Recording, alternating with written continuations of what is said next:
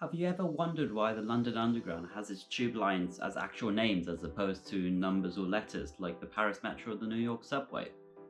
Well, it's time to find out, so stay tuned. Names are great because you get this closer connection to them, they actually have some meaning.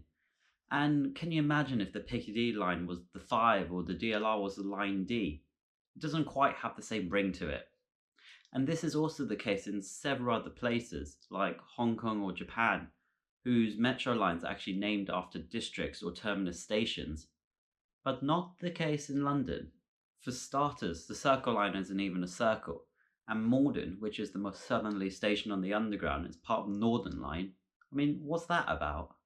And also, what district does the District Line go through? It just doesn't make any sense. Or does it? The lines actually date back to historical times, which is what I'm digging into today. So let's start with the Metropolitan Line. The Metropolitan Line was the first ever underground line to be opened in the world, and it was opened by the Metropolitan Railway Company in 1863. It extended as far as Hertfordshire at one point as part of its Metroland branding, which is important for this story.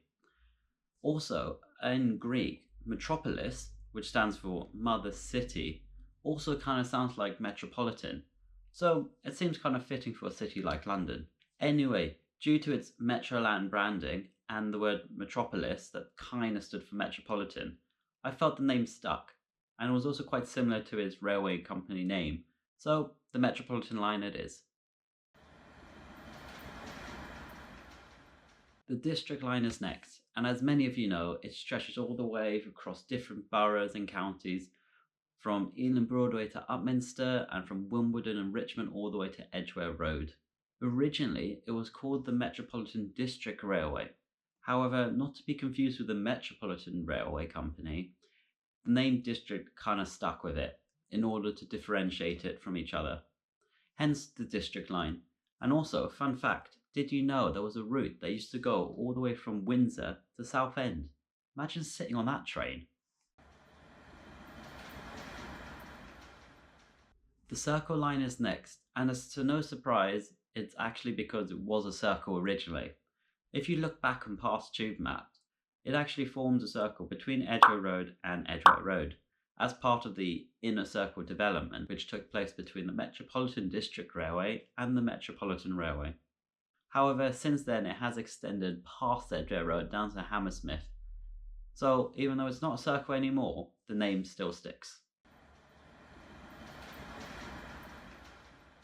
The Hammersmith and City Line is next, and as you can imagine, it connected the areas of Hammersmith and the city. It was originally part of the Metropolitan Line, however, it was only until 1990 that it actually came onto our tube maps. And whilst it did connect Hammersmith with the city around the King's Cross area and Moorgate, it did extend further down to Barking, so the name kind of stuck as it made sense as a line connecting different areas together, even though it now extends down to Barking. Now, with all the subsurface lines out the way, let's head down to the deep level tubes, starting with the Central Line. So the Sweatbox, as I like to call it, is one of London's core east-west underground routes. It was originally opened in the 1900 by the Central London Railway Company, and it connected Shepherd's Bush with City, which is now called Bank today. The name stuck because it was the only line at the time to connect into central London, which isn't the case now, let me remind you. And also, the Central London Railway Company did construct it, so they just took the London bit out, and hence you get the Central Line.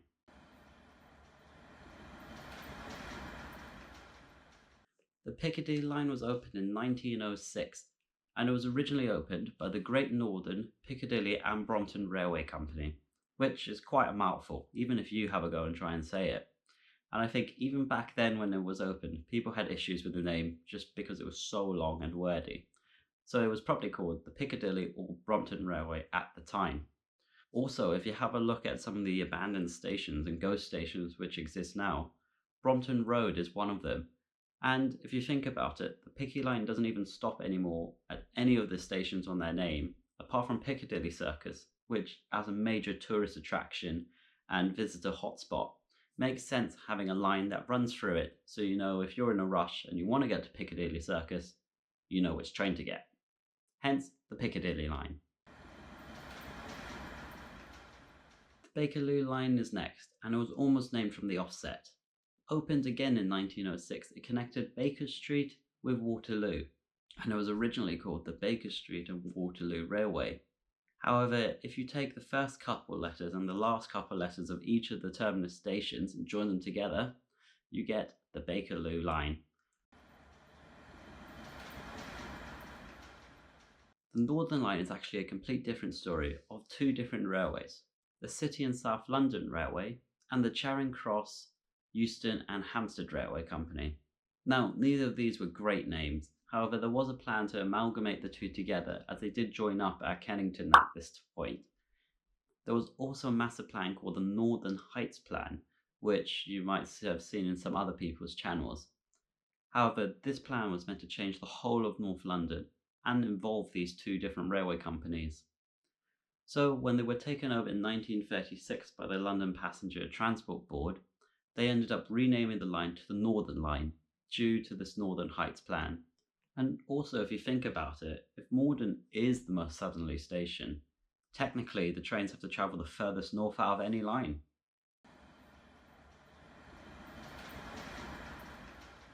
Victoria was one of the later lines to open in 1969. And as you can imagine, it passes Victoria Station, which in turn was named after Queen Victoria herself. Hence the Victoria Line. Now, again, there's not too much to say about the Jubilee Line. It's silver and grey in colour, and it's called the Jubilee Line, as it's named after the Queen's Silver Jubilee. Better than calling it Line C, no?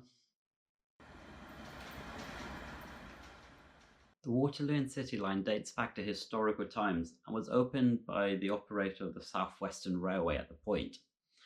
Anyway, it connected Waterloo with the city. There was actually a station called City where Bank is now. Hence the Waterloo and City Line. Whilst we're here, we might as well talk about the rest. So let's talk about Crossrail. So Crossrail, as I'm sure most of you know, is another east-west railway running through the heart of London. It's still currently being built, and I hope it gets done soon. But the idea of Crossrail was because it went across London. It made sense, it was logical. However, it's officially been named the Elizabeth Line after Queen Elizabeth II herself. I wonder what we'll call the second one, the Philip Line?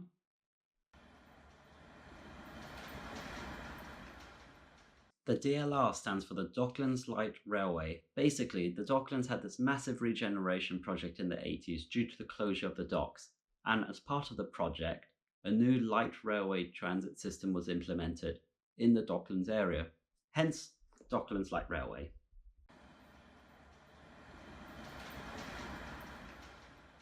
The Overground links up several bits of disused railway around London, mainly overground sections. Hence the word Overground came about. But did you know it was originally going to be called Orbi Rail, which stood for Orbital Railway, 10 years earlier? I personally think Overground's a better name for it, and I think there's a stronger marketing tactic for it.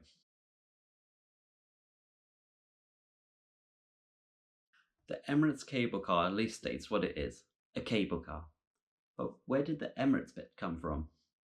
Well, as many of you know, Emirates is a massive global airline and has a lot of money as well. So they've offered a sponsorship deal with TfL to have their name stuck on the side. They currently paid £36 million for a 10-year contract with the cable car company. And basically, that's ending in 2022. So I wonder what they're going to call it next. And finally, we have TfL Rail. So this one again is quite logical and a little bit strange. It's basically rail owned by TfL, hence TfL Rail, and they all seem to be temporary sections of railway which will be turned over into Crossrail or the Lizzie Line, and they extend east and west. So as you can see, most of the lines date back to historical times or named after monarchs. So that is the naming convention of our underground system.